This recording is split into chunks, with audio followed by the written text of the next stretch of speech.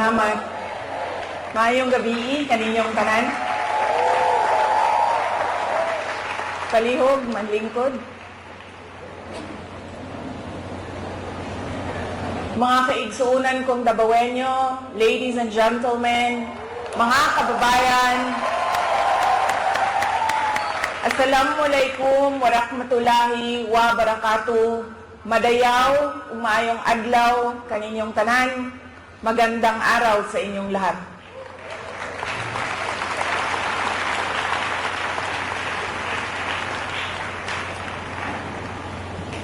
Unahin ko po muna ang aking mga pagpapasalamat. Una po, ang aking pagpapasalamat sa Kingdom of Jesus Christ, sa inyong paanyaya sa akin na dumalo sa inyong 39th anniversary. Maraming salamat po sa inyong imbitasyon.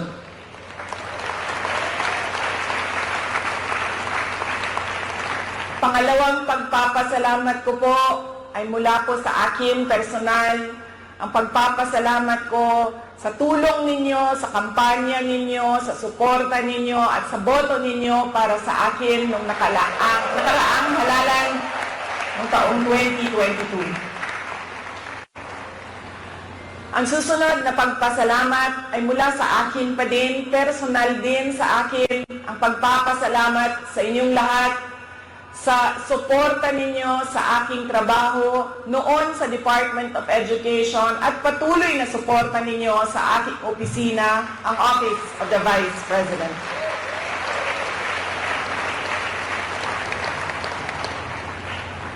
At ang huling pagpapasalamat ay mula po sa aming pamilya, ang pamilya Duterte. Napakalaki ng utang na loob namin sa inyong lahat, mga kababayan, sa pagkakataon na ibinibigay ninyo sa amin na makapaglingkod sa ating minamahal na Pilipinas. Maraming salamat po.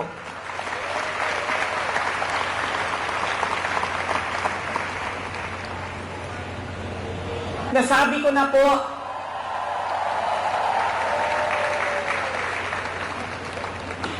unahin ko po muna ang mga naririnig ko at narinig ko rin na nasabi ng membro ng Kingdom of Jesus Christ na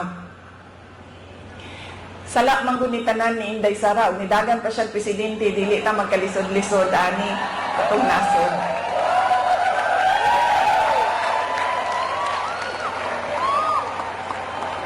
In another forum, I will thoroughly explain myself kung bakit ganon ang nangyari at ganon ang desisyon ko. Pero sa ngayon, hinihingi ko lang ang patawad ninyo na nagkamali ako.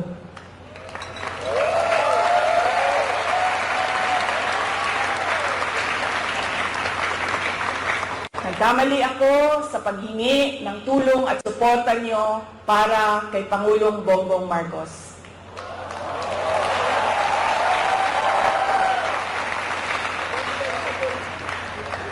I was on the mistaken belief that we were together on the platform of unity and continuity. Nagkamali ako. Kaya hinihingi ko ang patawad ninyo.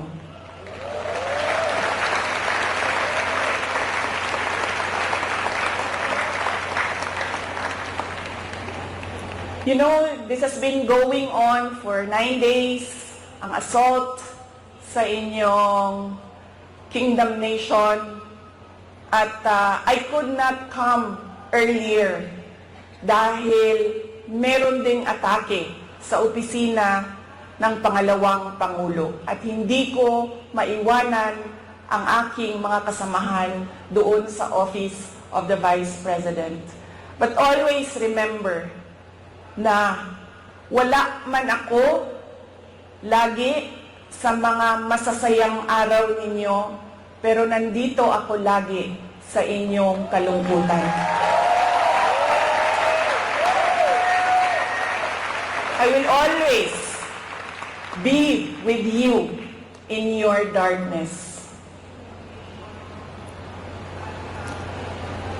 Bago ako pumunta dito, doon sa Manila, sinabihan ako, huwag kang lumapit sa KOJC dahil talo ka dyan. Kalaban mo administrasyon, kalaban mo dayuhan na superpower. Sabi ko, sa taong nagsabi sa akin noon, walang contest, hindi ako matatalo. Walang kompetisyon, bakit ako matatalo? They may be a minority,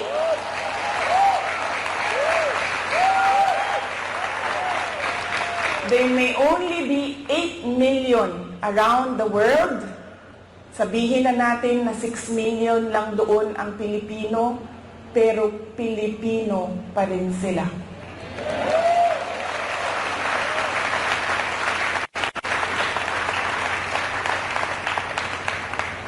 Noong ako ay naging Vice President, isa sa lagi na problema natin, hindi lang dito sa Davao City, but sa iba't ibang lugar ng Pilipinas, ay ang disaster response. So, nung ako ay umupo, in-institutionalize namin ang Disaster Operations Center ng Office of the Vice President. Ang aming paghahanda ay disaster response. Pinaghandaan namin ang baha, pinaghandaan namin ang delubyo, typhoon, pinaghandaan namin ang earthquake, lahat ng maisip mo na kalamidad, pinaghandaan namin. Pero, nasabi ko doon sa mga kasamahan ko sa Office of the Vice President, we have not prepared for a crisis such as the Kingdom of Jesus Christ. So anong sabi ng libro natin dyan sa Disaster Operations Center? Ano ang dapat nating gawin sa krisis at disaster na ito? Lahat sila walang masagot. Kahit ako matagal, ako nag-isip kung ano ba ang response namin. Because this is a crisis. It is a disaster. Ano dapat ang tugon ng Office of the Vice President? At isa lang ang naisip ko. Sabi ko, as Vice President and as a Davaoenyo, I will be there to comfort them.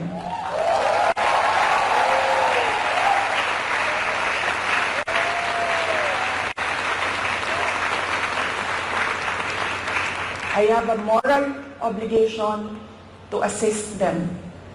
If they feel that they are persecuted, kahit kukunti lang sila, trabaho ko yan bilang pangalawang Pangulo.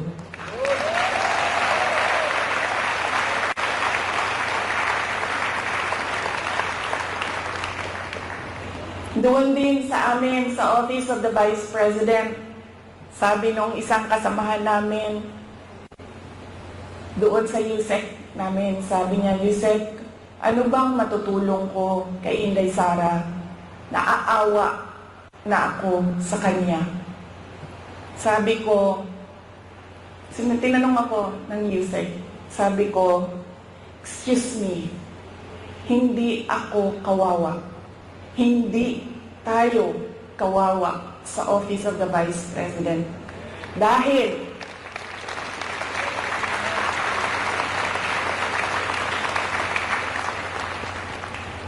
tatlong beses tayo kumakain araw-araw. Kung gusto natin bumili ng leche flan, meron pang leche flan. At ayaw natin ng leche flan, gusto natin ng ice cream, nakakabili tayo ng ice cream. Sabi ko, ito personal ko na experience. Kaibigan ko, 47 years old. Sumakit lang ang likod. Anong sabi ng doktor? It's cancer of the bones, cancer of the lungs, cancer of the pancreas, cancer of the brain, all together in one person. Anong sabi ng doktor? 6 months na lang. Yun ang kawawa. Sabi ko, ang dami sa ating mga kababayan na nakakaramdam ng gutom dahil hindi na nila mabili ang pagkain sa sobrang mahal ng pagkain. 2 beses na lang kumakain sa isang araw. Yun ang kawawa. Sila ang dapat tulungan. Dumadami ang naghihirap sa ating bansa. Dumadami ang nahihirapan makahanap ng regular na trabaho. Sila ang totoong kawawa at kailangan ng tulong natin.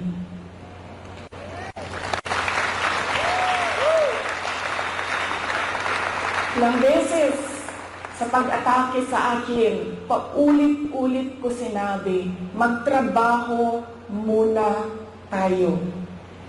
Because we owe it to our countrymen, because we made promises on stage, in front of everybody, na we will do something for our country. Paulit-ulit yan noong isang taon. Hanggang ngayon, sinasabi ko, magtrabaho muna tayo. Mas maraming nangangailangan ng tulong kaysa mas interesado sa politika.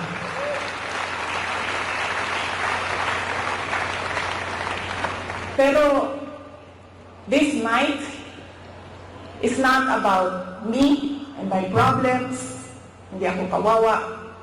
Mas kawawa ang mga kaibigan natin na natutulog sa tabing daan, gutom.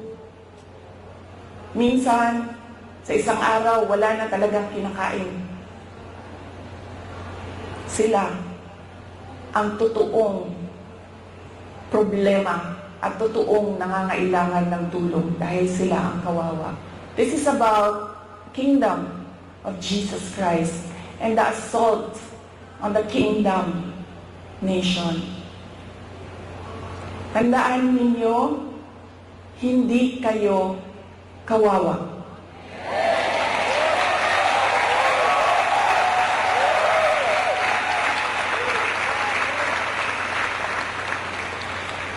Tungod kay ang langit nung amahan naapirmi kanino.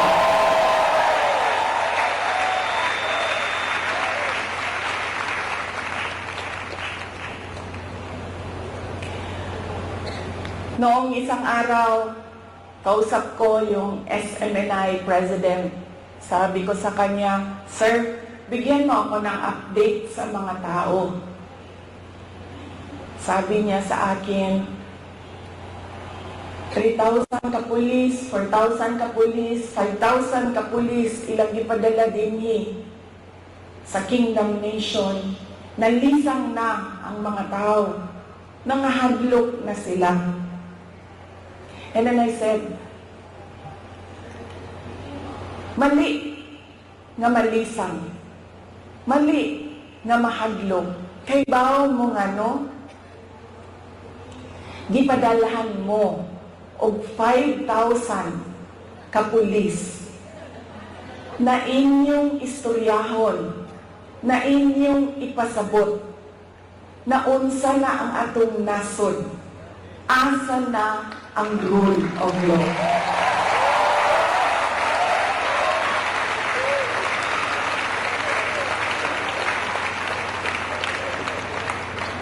Ipadala sila dinhi para hadlokon mo, gipadala mo sa Ginoo para pasabton sila.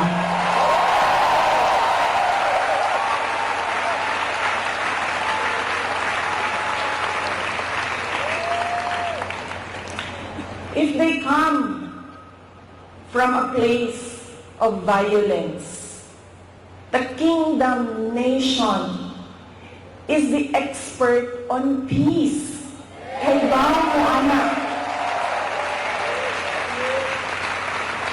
Davaoenos, are peace-loving Filipinos. And in fact, dili lang Dabaweños, because the kingdom nation citizens can be found all over the country and around the world.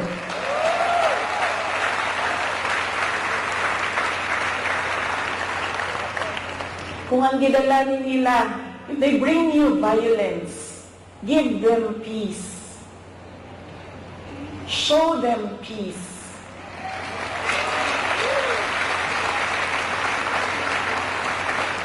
Make them understand that this is not about me and you. This is about the abuse of power and the assault on the freedom of religion.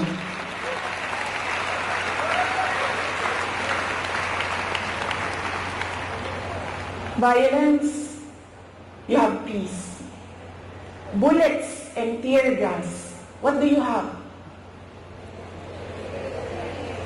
You have the words of the Almighty God.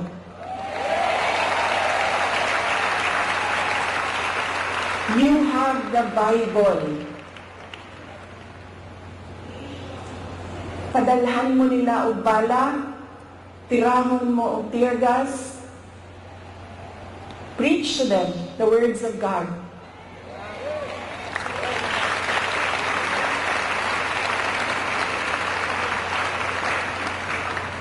Pangtulo,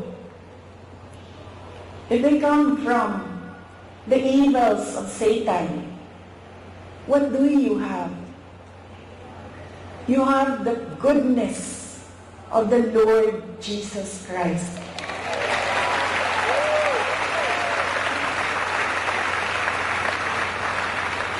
And always remember, kahit saan ka man pumunta, lahat nagsasabi, good triumphs over evil.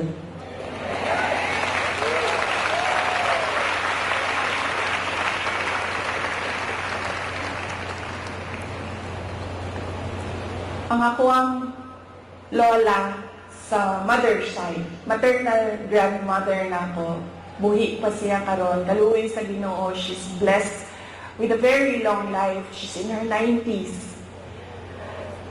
Lumad sila dinhi sa Davao del Sur of Davao City, sa Padada, Davao del Sur of diri sa Davao City. Ang iyahang trabaho is mangmaligya o kaniadtong panahon, mga 1960s, 1970s, mamaligya o mga PX goods. Anang mga murag ukay-ukay kung ginatawag nato karon. O niya, mamaligya o mga lain-lain klaseng dry goods. Nakaadto siya og baklaran na maligya siya o mga sandals, mga mo ang ginabaligya kaniadto. Sa iyahan ko nakakaton og kanang dili magulat nga naay customer, kundi tawagon nimo dapat ang customer, pasudlon nimo sa imong tindahan. Doon na siya pulong sa ako tong batanon pa ko.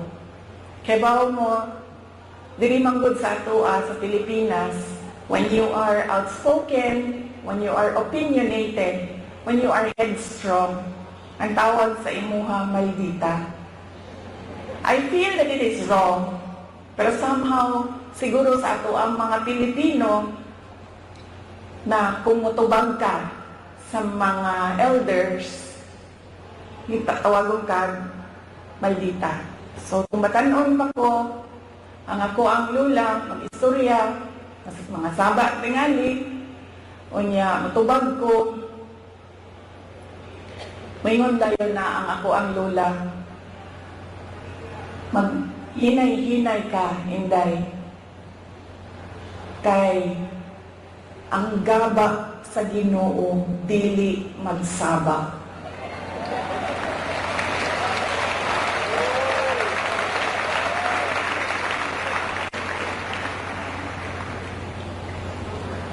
Through the years, while I was growing up, mo ginako ang mahinumduman. ang gaba dili magsaba. Mo nang nagkaroon ko og hadlok. Imagine mo, maabot lang kalit, di man lang magsaba-saba, di ka kasagam. Tungod kay ang gaba sa Ginoo dili magsaba.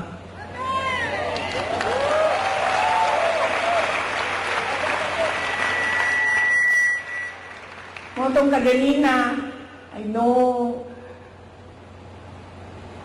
dili ko makasulti when our preacher said, love your enemy. Nag-anak lang yun ko.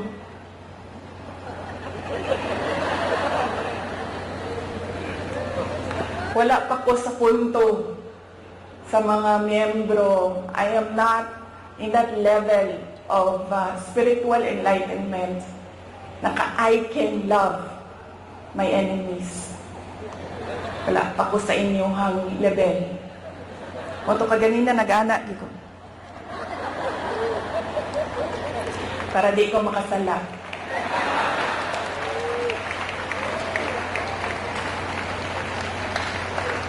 But you know, para sa ako dili man ako sila mamahal. I cannot bring myself to love them. Pero ang ako verse pulong para kanila mao ang gaba sa Ginoo di magsaba.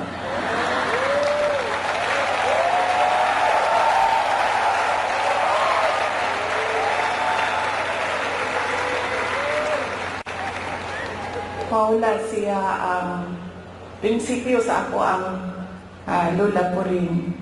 And God will take care of you all the more because you can love your enemies. You can forgive.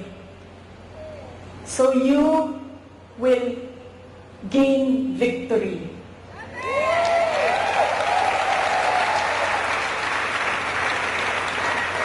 God will be there, will always be behind you, around you, above you, underneath you, to cradle you, to shelter you.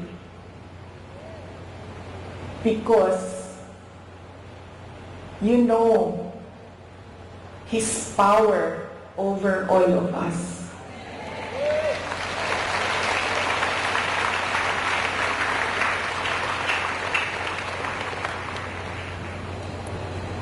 Kaganina, nawala naman itong atuang ko ay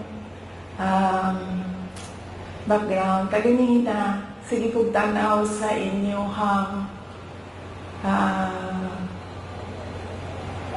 wall. And then, nakabutang dito, 39th anniversary. Nakauna-una ko na sa pagtuo sa mga inchik, malas magutang 9.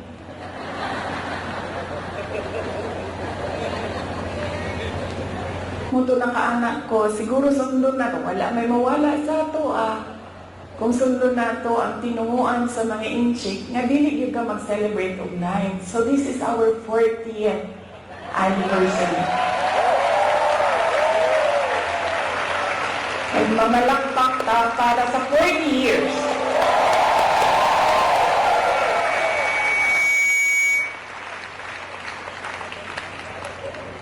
You have come a long way from 1 to almost or approximately 8 million around the world.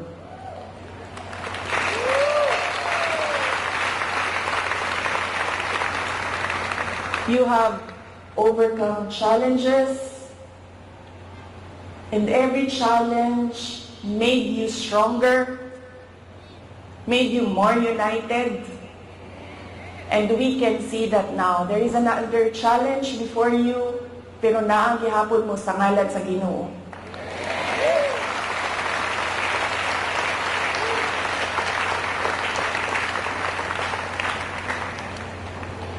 Ug sa tanaw nako, sa kadaghahan, sa kalisod, ug sa kadaghahan sa pandaot, ug sa kadaghahan sa dili pagtuo, sa inyo nga ug sa kadaghan sa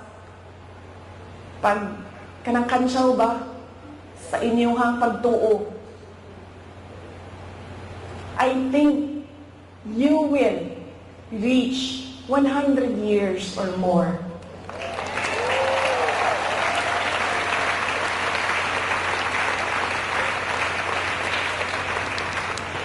Magpadayon o magpadayon mo basta ang inyong pagsalig o pagtuo hugot dinha sa Ginoo.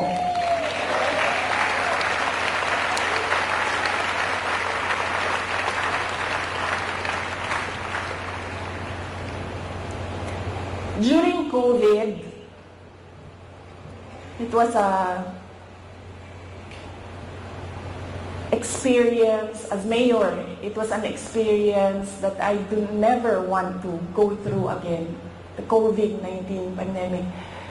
Dili na ko ma-explain sa inyo nga ang kalisod atong panahon na to. Nga doon na yung mga gipangayo sa imuha nga COVID-19 response. Pero walay budget ang syudad para punduhan ang mga projects para sa COVID-19 response. Daghan kaayo. TTMF, PPEs, suporta sa mga frontliners, health workers. Dili na ko gusto mo sa bato.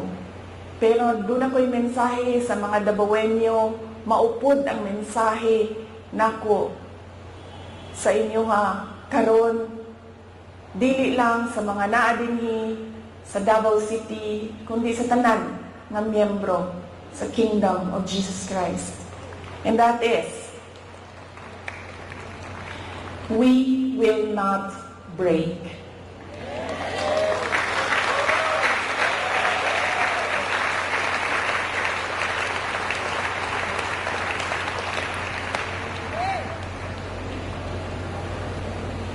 On my way here, kaganina, nag-ingon ko nga, I will leave you with a verse. And nangita ko og verse, butang na ko dito, of being afraid. And doon ay isa, on top of the list, which will guide you, which will guide me, which will guide our countrymen through these dark times of our nation. And that is Psalm 23, verse 4. Even though I walk through the valley of the shadow of death, I will fear no evil, for you are with me.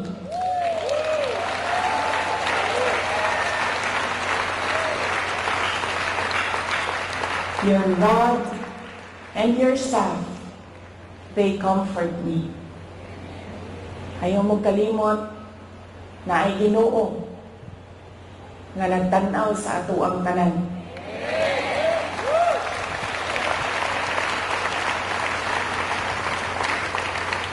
Og ang iyahang gaba, pili magsaba.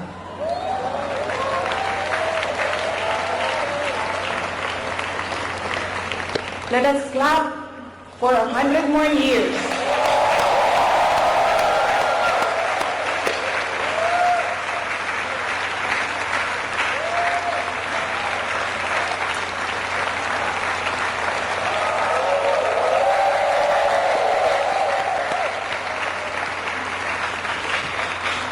Ulitin ko ang aking kasiyahan na makasama ko kayo sa inyong 40th anniversary